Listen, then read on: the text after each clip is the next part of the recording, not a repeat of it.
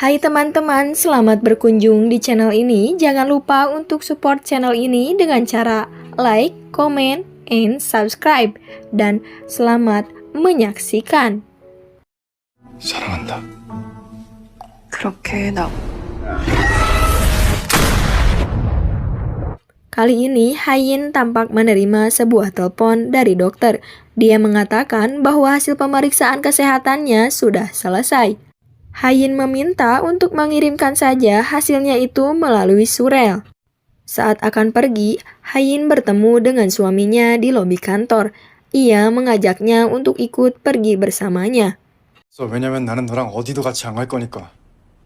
Namun, Hyunwoo menolak ajakan itu dengan mentah-mentah, dan Hayin memutuskan untuk pergi sendiri ke rumah sakit. 나도 내가 지금 어디 가고 있는 건지 하나도 모르겠어. Saat menemui dokter, dokter pun menjelaskan tentang hasil pemeriksaannya, bahwa Hayin divonis penyakit langka, yaitu tumor otak. Ia menjelaskan bahwa hidupnya tak akan lama lagi. 환각이나 성격장애 등 공인시 Saat penyakitnya kambuh, ia seperti tak sadar terhadap hal yang terjadi dan bahkan ia tidak bisa mengingat kejadian 10 menit ke belakang. Hayin pun bertanya kepada dokter, apakah ada obat atau tindakan lain untuk menyembuhkan penyakit itu. Namun dokter menjawab penyakit ini langka dan sampai saat ini belum ada obat yang pas untuk dirinya. Pada malam hari, ia memberitahu hasil pemeriksaan ini kepada Hyunwoo. Itulah mengapa tadi siang Hayin mengajak Hyunwoo untuk pergi bersama. 시대인데 또 조그만 머릿속에 있는 종양 하나 못 없앤다고? 다 잊고 푹 자고. 이 기분에 잠이 오겠어? Keesokan harinya, Hyunwoo bangun dengan keadaan sedikit bahagia. Karena ia tak harus mengajak bercerai dengan Hayin. Tapi ia bingung harus bersedih atau berbahagia karena Hayin hidup tak akan lama lagi. 내려가. Saat ini, Hyunwoo akan membangunkan Hayin dan berada di depannya. Saat itu pula, Hayin membuka mata. Karena kaget, Hyunwoo pun langsung mencium Hayin dengan alasan itu adalah morning kiss. 내 피부가? 아닌데. 나중에 당신은 기분이 굿인가 봐 굿모닝이고. Saat ini mereka sedang berada di perjalanan dan Hayin mengatakan bahwa Hyunwoo harus merahasiakan penyakitnya ini dari keluarganya. Karena ia tak mau menghancurkan karir dan ia tak mau jika seluruh asetnya dikuasai oleh keluarganya. Dan ia pastikan itu tak akan pernah terjadi. 그 꼴은 못 보지 내가 죽어도. 진짜 그것 때문에 말을 안 하겠다고? Kali ini Sochul sedang melaporkan terkait bisnis kopi yang gagal untuk diluncurkan. Sontak ketua grup Queen langsung marah dan membentak Sochul karena ia tak becus mengurusi bisnis dan selain itu ada laporan bahwa Sochul kelebihan membayar pajak sebesar 8 miliar won. Untung saja Hyunwoo bisa mengatasinya. Sochul yang sedang dimarahi mengalami serangan panik dan akhirnya ia pun harus dirawat.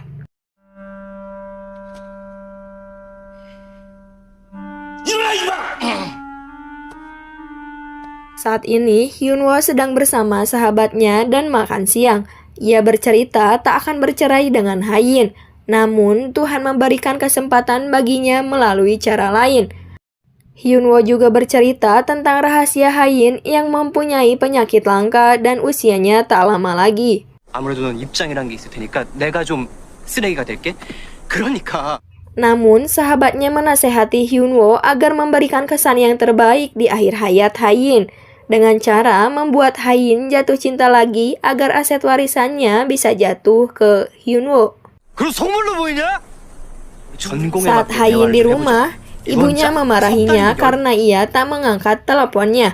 Karena kakaknya sedang sakit akibat terkena shock berat saat dimarahi oleh ketua grup Queen. Dan ia juga menyalahkan Hayin atas masalah tersebut. Hayin membela dirinya, ia juga memiliki masalah serius. Akan tetapi, ibunya seolah tak peduli dengan masalahnya. ia lebih peduli kepada saudaranya. 없어도 죽을 때까지 Hyunwoo 엄마 아들 mengikuti arahan sahabatnya 괴롭히는 dengan 수가 bersikap romantis dan memberikan buket bunga sebagai ucapan anniversary pernikahan kepada Hayin di kantor. 여기 꽃병. Bahkan ketika mereka sedang rapat di kantor, 어쩌고 따지러는 Hayin yang terdengar batuk, Hyunwoo pun langsung panik dan menyuruh asistennya untuk menelpon ambulan. 뭐야? 그런 거야. 어떻게 회의 계속해도 되겠나? Selain itu, ketika makan pun mereka yang biasa berjauhan, kini Hyunwoo menghampiri dan duduk bersebelahan dengan Hayin. Namun, Hayin merasa aneh terhadap sikap Hyunwoo. Hayin berkata jangan terlalu dramatis. Ia merasa tak nyaman dengan hal itu, karena biasanya mereka selalu bertengkar. 난 오바가 뭔지 모르는 사람이야. Seperti biasa, keluarga Queen melakukan makan malam bersama dan rapat. Kali ini ibunya mengajukan gugatan terhadap bangunan yang dibangun Hayin di tanah milik ibunya. Itu membuat Hayin dan ibunya bertengkar. Hyunwoo membela Hayin dan mengajak Hayin pergi dari rapat keluarga tersebut. 뭐였어? 엄마 지금 소송장으로 날 협박하는 거잖아요. 예, 내 Namun, Hayin malah memarahi Hyunwoo atas perhatiannya tadi karena ia curiga terhadap sikapnya yang berubah drastis. Hyunwoo bercerita kepada sahabatnya bahwa ia tak bisa meluluhkan hati Hayin meskipun bersikap romantis. Namun, sahabatnya yakin Hyunwoo bisa menumbuhkan lagi cinta di antara mereka karena di masa lalu mereka saling mencintai, namun sekarang cinta itu hilang. 이상하지. 사랑해서 결혼하는데 Sementara Bumja membuat keributan saat melihat suaminya menikah lagi. Bumja marah dan menghajar serta memukuli suaminya itu, sehingga suaminya harus dilarikan ke rumah sakit. Bumja yang membuat keributan dan Hyunwoo yang harus menyelesaikannya. Hyunwoo menasihati Bumja agar tak melakukan hal-hal aneh yang bisa membuatnya kembali lagi di penjara. Ayahnya juga menasihati Bumja agar dia mengelola emosinya dan bersikap dewasa. 아무 죄가 없고 안방 자리 차지했다기엔 어쨌든 지셨으니까 제 소원 하나 들어주셔야. Saat ini, Bom Jun sedang menasehati istrinya Sonwa agar dia bersikap adil terhadap anak-anaknya dan agar ia bersikap baik terhadap Hayin. Namun, istrinya itu tetap tak bisa melupakan masa lalu terhadap kematian Suwan. Bagaimanapun, kejadian itu menyakitkan dan membuatnya tak bisa merubah sikapnya kepada Hayin. 정신까지 기대하지 마. Saat pulang, Hayin melihat Hyunwoo tertidur dengan laptopnya yang masih menyala. Ia lalu menghampirinya dan tak sengaja melihat laptop itu berisi artikel tentang penyakit langka seperti yang dialaminya bisa sembuh dengan keajaiban. Hyunwoo terbangun dan melihat Hayin ada di depannya. Hayin lalu mengatakan sebelumnya ia curiga bahwa suaminya bahagia karena penyakitnya ini. Namun, karena melihat artikel yang dibaca Hyunwoo, Hayin merasa bahwa Hyunwoo memperdulikan dan memberikan harapan lagi untuk bisa sembuh dari penyakitnya. 내가 살아주길 바라는 거잖아. 나? 별 생각 다 들더라. 당신 봐서라도 절대 쉽게 안 죽을 거니까. Saat ini, Hayin menghadiri acara undangan Hersina. Acara itu didatangi oleh investor-investor ternama yaitu Herman dan David. Mereka adalah investor berpengaruh yang memegang kendali perdagangan minyak di Timur Tengah. Mereka juga berencana berinvestasi 2 juta triliun won di Korea. Lalu, Hayin disapa oleh temannya. Ia menyinggungnya mengapa datang sendirian. Karena tersinggung, lalu Hayin menelpon Hyunwoo untuk datang ke acara itu. Namun, Hyunwoo saat ini tak bisa datang karena sedang berada di pengadilan. 넌 차라리 그때 윤은성이랑 좀 잘해볼 걸 그랬어? 뜬금없이 Temannya juga menyayangkan kenapa dahulu tidak menikah dengan Ensong, yang kini Ensong sangat sukses dan bahkan ia adalah orang kepercayaan Pak Herman. Saat Pak Herman akan menghampiri, untung saja Hyunwoo datang tepat waktu, dan Hayin berkenalan sekaligus memperkenalkan suaminya itu. Pertemuan itu berjalan lancar, bahkan Pak Herman memuji ketampanan Hyunwoo. He belongs on a billboard or somewhere. That's a really nice.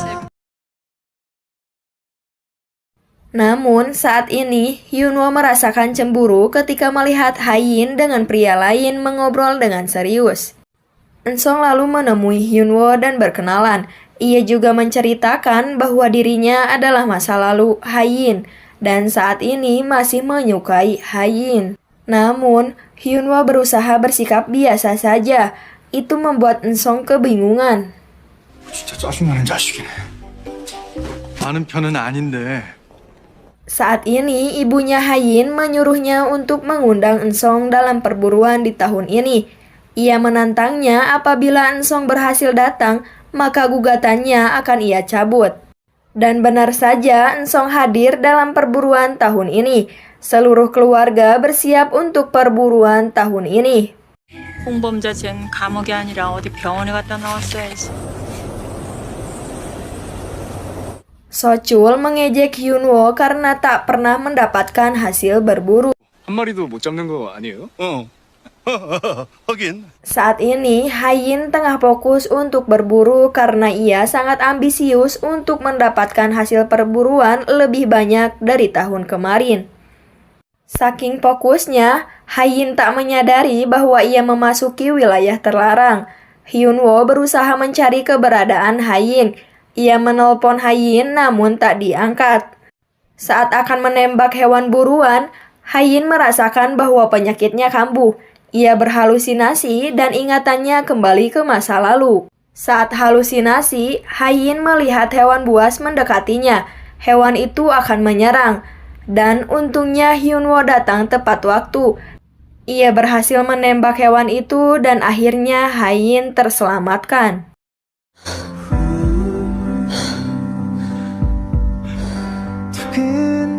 괜찮아?